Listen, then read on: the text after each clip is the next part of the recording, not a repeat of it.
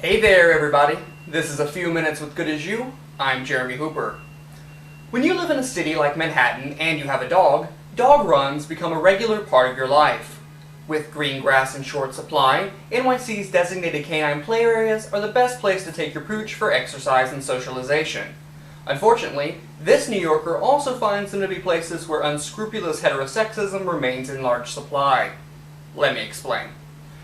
Anyone is lucky enough to have a four-legged friend knows that dogs sometimes get, how do I say this delicately, humpy. Even if spayed or neutered, they still, on occasion, will mount fellow dog behind and just go to town. While it can be annoying if the situation prevents your dog from playing, it's typically harmless and usually pretty cute. But if your dog is one of the involved parties, you do sort of look around to see if the other owner is annoyed or embarrassed by the situation, or if they find it, like I usually do, merely comical. After sizing up the situation, you jointly decide whether and when to break the two apart. Usually no harm, usually no foul. But here's where the heterosexist part comes in. At least once every visit to the dog park, someone there will feel the need to make some sort of a comment about how the two humpers better be opposite sex, or else something is wrong. I hope it's a male and a female at least. He's a boy? Well, my dog's a boy too. Oh, dang it. Buster, he's a boy too. What's wrong with you?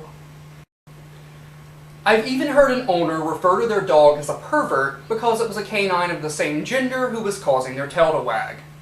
And this is in ultra-liberal New York City. Right in front of my partner and myself, no less.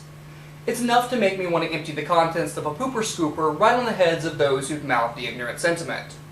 Or at the very least, it makes me want to ask PFLAG to expand their services to the parents and friends of lesbian and gay puppies. Usually, however, I just cut them a salty look and make some sort of a gay-defending statement that ultimately falls on deaf ears.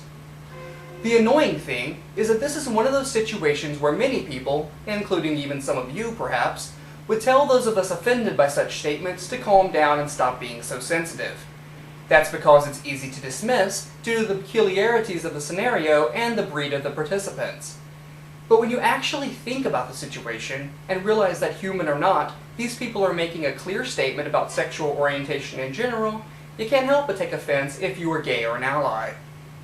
It's certain that a vast majority of these sophisticated New Yorkers would be offended by an implication that they are in any way homophobic. However, by submitting to the heterosexist paradigm that automatically assumes heterosexual equals preferred and better, they offend this fellow Manhattanite almost as much as someone who is outwardly gay and friendly. Maybe you can't teach an old dog new tricks, but here's hoping you can teach an old Gothamite new ways of thinking.